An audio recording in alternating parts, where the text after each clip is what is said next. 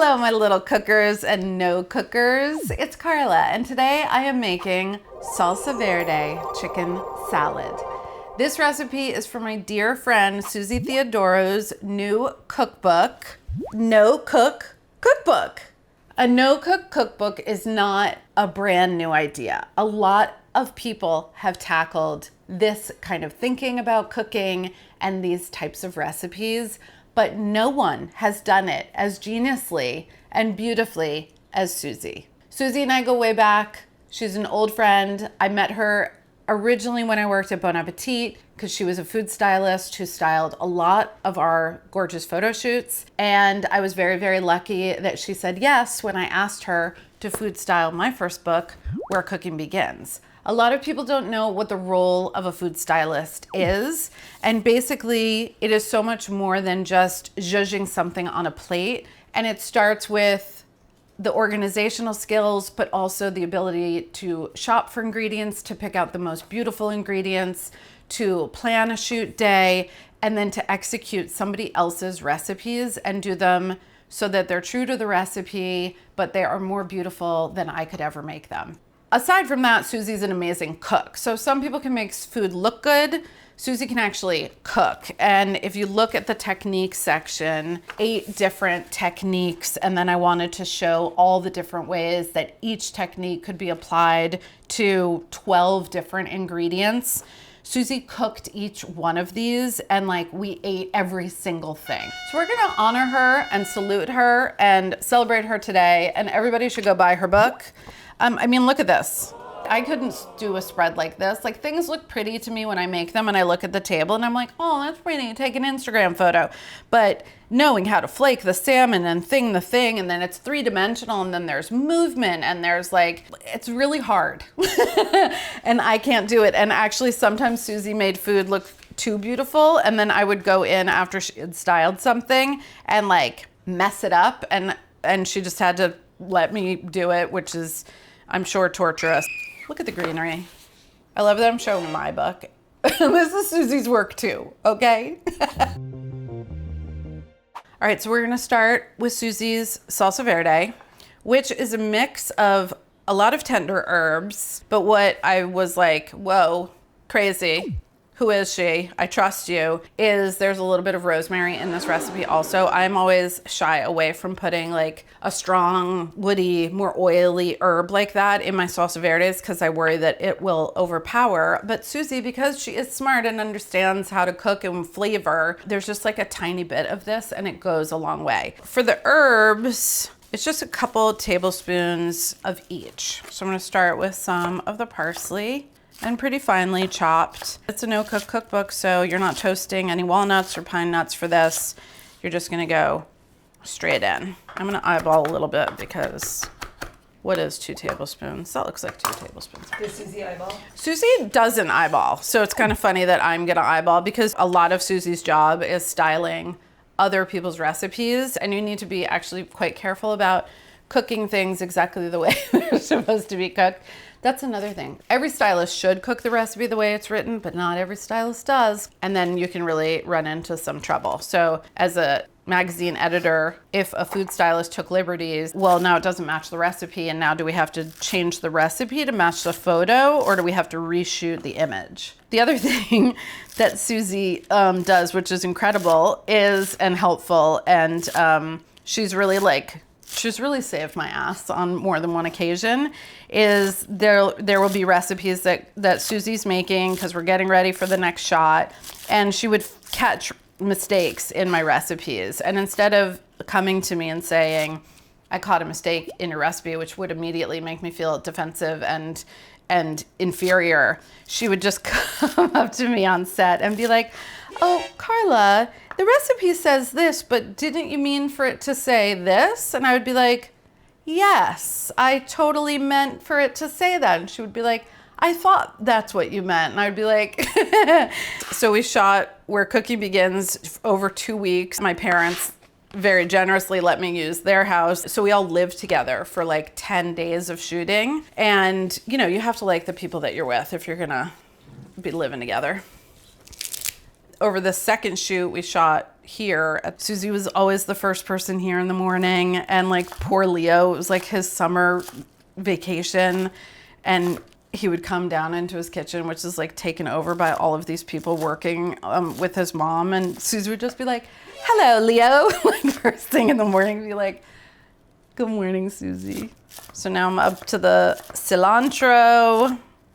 And I think like in our lives of going to places like Sweet Greens, in a way the book like picks up on that you can really like choose between ready-made things and then season them, dress them, assemble them exactly the way that you like them. So it feels like very modern. This is also really great summer cooking because you don't want to heat up your kitchen and turn on your stove. The other thing is like if you work in food and you food style all day, the last thing you want to do when you get home is like cook more. It's not girl dinner. It's like grown-ass woman dinner. All right, so now I'll do the rosemary, which if these were all 2 tablespoons, and that's a big if, this is meant to be 1 teaspoon, 1/6 of the amount. Try saying 1/6. All right, little bit of rosemary. I'm gonna really go finely on the rosemary because the flavor is great, but you don't want to bite right into a big piece. Just watched an episode of the new season of Below Deck Med. We're back with Captain Sandy, thank God. So it's really off to a great start, but I don't think the chef's gonna make it. The episode I watched last night, he made for like a famous tennis player who was on board. He made like rosemary chicken. You're on a super yacht and you're gonna make chicken breast. Anyway, the tennis player said, too much rosemary. It overwhelmed. So may that be a lesson to you. I've been below every deck and I just can't get enough. Okay. Putting a whole shallot in here. It's kind of hilarious, I think, that I'm like sort of following Susie's. I mean, I am, but I'm like not actually measuring stuff, which I think aligns perfectly with, you know, the care with which Susie would take with my own recipes. Another amazing quality of a food stylist, because they're artists. Like I consider them to be artists. They understand composition, color, movement. I don't understand those. I don't know them. Well, you really have to align your personality to the personality of your stylist. I can be very blunt and direct. Susie could be very blunt and direct. So like working with a stylist is more than just like who's got the skills, but like, are we gonna vibe? Because the other thing is the vibe on set is like hugely important. I can walk into a restaurant and be like, oh, people hate working here, and it like really shows. And if the people on set were having a terrible time, it's gonna show in the photos, it's gonna show in the book. Having my sister on set with me, she was there if I wasn't trusting myself or had imposter syndrome or any of those things. My sister was a prop stylist. Now she's a ceramicist, but she's just got a great eye for like color and platters and shapes and depth. And so she and Susie would get into it. You know, sometimes Nina would bring Susie a platter and Susie would be like, Nina, don't you want to bring me something that's a little deeper and has more of a side? And then Nina would be like, yes, totally. That is totally what I want to do right now. But they love each other too. And now I'm gonna smash and chop some olives. These are Castelvetranos. In the recipe, she says you could also use capers. If you want to buy pitted olive, I'm not there and I can't stop you. I can only tell you what I'm doing.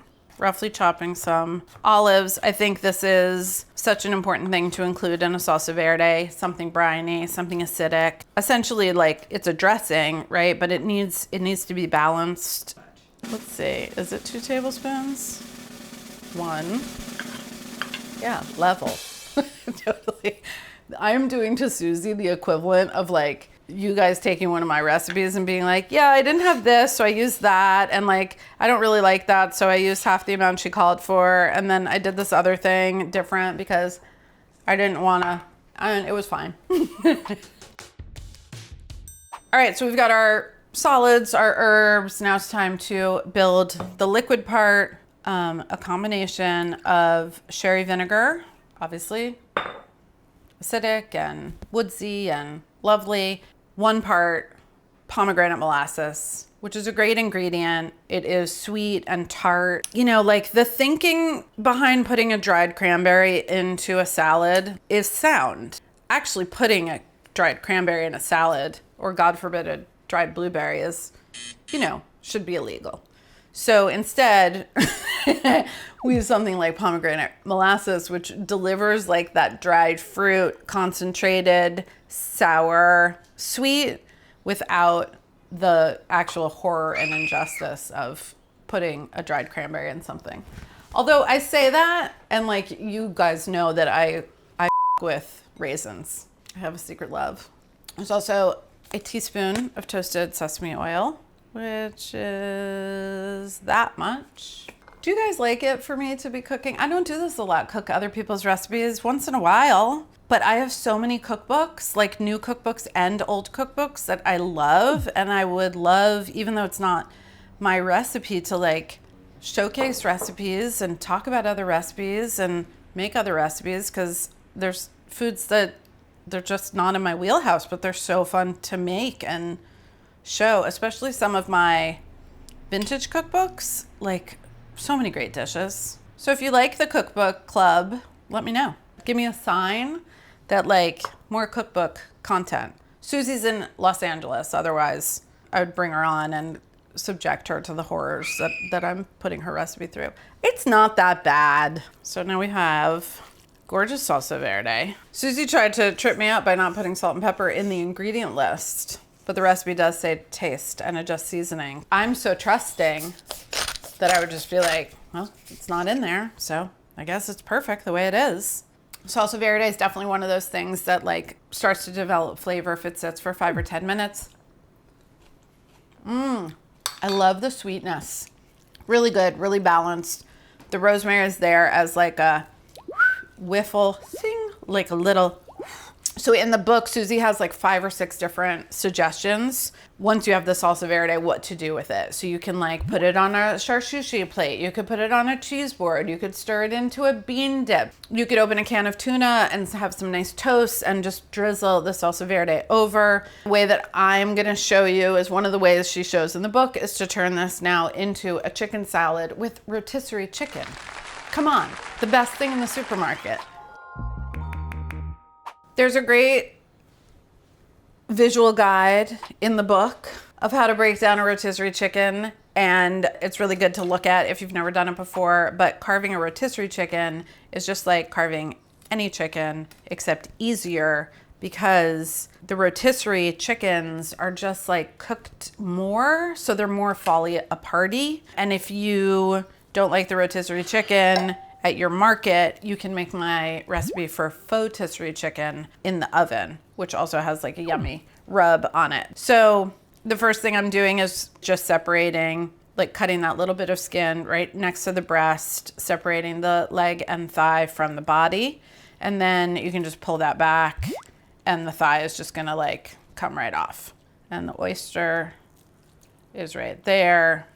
And then from there, you just separate. And then taking off the wing, you just have to find the joint up here and go in between the wing and the breast, right there. And then to take off a breast, find the kind of center breastbone, cut down one side, and then making these cuts to pull the breast off. I just will like squeeze mayonnaise and sriracha onto the lid of the rotisserie chicken container and make a mixture and then dip the rotisserie chicken into that. I think the wing is best for snacking, but you can totally cut the meat off. For the thigh, honestly, you can just pop the thigh bone out and then I'll just shred the meat. When I went to cooking school, I went to the French Culinary Institute, and it was very French and like very traditional Euro-derived technique and everything. And they had drilled it into our brains that you should never use cooked bones for a stock. And it was a very long time before I could like heal from that teaching and absolutely save the whole chicken carcass and make chicken stock out of it. Don't throw out the bones and use them to make stock. Sorry, Susie, I'm using my fingers. I don't think she would mind. because stylists do a lot with their fingers. Okay, yummy. I gotta rinse my hands. Let's make chicken salad. So this is about double what's called for in the book. And I'm gonna use almost all of the dressing.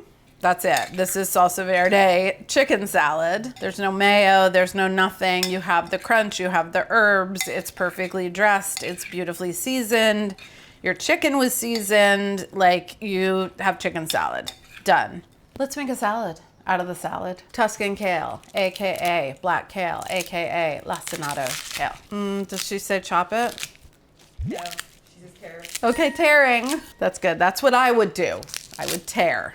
Okay, so now I have my little kale pants. I think you could use another like sturdy lettuce, or you could use arugula, or you could use spinach. I mean, I'm speaking for the cookbook author here, but you know, the chicken salad is kind of heavy and you want the lettuce to not just get crushed. I have some fennel. Just gonna cut nice and thin. Whenever I am writing a spinach for fennel, I suggest radish, celery. Kohlrabi is delicious. Something with nice crunch. People like to put carrots in salads. It's not for me, but a lot of people like it. This is a pretty big tomato. Use half of it. And how do we want to find it in our salad? Some nice pieces. I don't know how Susie would feel about these guts. This is some people's worst nightmare, the guts of the tomato. And meanwhile, I'm like, don't waste them. Meanwhile, there's still seed packets. Oh, Susie. Susie's rolling over like, why did I tell her she could do this? There's also gonna be avocado in here. One thing that I was like a little gun shy about is tossing the avocado with all of these other hard things. So I'm just gonna hold back on that. I'm gonna toss like half of the chicken salad through. We need the salsa verde from the chicken salad part to dress the other things. I'm adding half of the chicken salad to my salad ingredients, and we'll taste and just make sure that we have enough dressing. I just feel like everything I'm doing is a very normal thing that anyone who has a cookbook, including my own books, does when they are making it. Like, taste it. And if it seems like it needs something, then go for it. You're the cook. You're cooking. Molly says this too about her own recipes. She's like, yeah, that day it tasted like this. Like, a different day could be more bland. These avocados were sent to me, so thank you very much. They were truly like the cover girls of avocados, and they all became ripe on the same day. So I have to find like 10 uses for avocados. Pretty nice. This is not food styling. Food stylists don't do this. Food stylists everywhere are gonna they're gonna like have one of those photos that you see in the back of the Duane Reade where it's like people that are not allowed in the store. And it's gonna be my picture, and they're gonna be like, do not. She's a heathen. I mean, that was crazy what I just did. I don't think I've ever done that before. Now my avocado is in, but it's not dressed, but we don't want to crush it and smush it. So very gentle. Very gentle. Sometimes I forget to eat lunch, and then I get to have like a really nice big dinner. So I could eat this whole thing slowly, watching a couple episodes of Below Deck. Or I think this is easily enough for like two normal people. I mean, I care how you guys think I did, but I really care how Susie thinks I did. So Susie, if you have by some miracle navigated yourself over to the YouTubes, we need to hear from Susie in the comments. Really, that's all that matters. Gorgeous and beautiful. Gonna make myself a plate. This feels so healthy, but also really hearty. Very definitely delicious. For me, like a bite of avocado and chicken and a little kale. Okay, another bite with tomato and fennel. What I loved about this recipe is a lot of us keep pre-made ingredients around for like making a ham and cheese sandwich. And what I love about this recipe and the book is leaning into the idea that some of these pre-made ingredients make really beautiful dinners that are interesting and textured and multi-layered and like healthy and have a lot of payoff, but are not hard. I think that that is a difficult thing to achieve, and I think that the book nails it. Question to Susie is, on a scale of 1 to 10, how hard was it to watch me make this? And how much did you want to wring my neck? No Cook Cookbook is on pre-order. Go order the book. You will be richer and better for it, as am I, just to know her.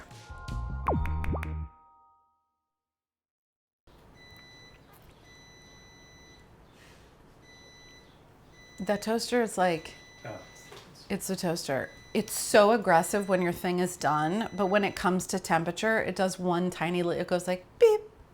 And then if you have it set for roasting, but when it's done, it's like, wow. Okay.